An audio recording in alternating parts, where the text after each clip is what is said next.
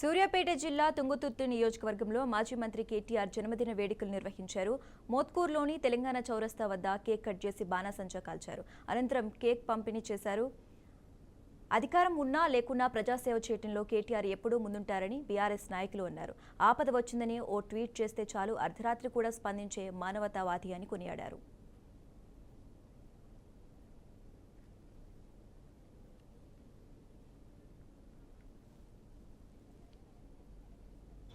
ఘనంగా cake cutting చేసుకుంటూ పళ్ళు పంపకం జరిగింది హాస్పిటళ్లలో. తెలంగాణకు కేసీఆర్ గారు చేసిందే ఈ రోజుకు అదే అభివృద్ధి చూపెట్టుకుంటూ రేవంత్ రెడ్డి గారి ప్రభుత్వం ఎమ్మెల్యేలు కానీ మంత్రులు కానీ వాళ్ళు ఈ రోజు వరకు ఎలాంటి అభివృద్ధి కార్యక్రమాలు చేయలేదు.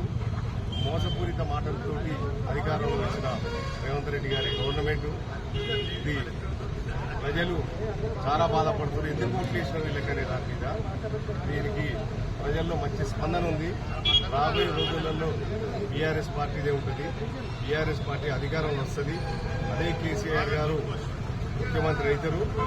ఇక్కడ ప్రజలు కోరుకుంటున్నారే సస్యశ్యామలంగా ఉండే బీఆర్ఎస్ పార్టీలో ఈ ప్రభుత్వంలో మేము అన్యాయం చేస్తున్నాము.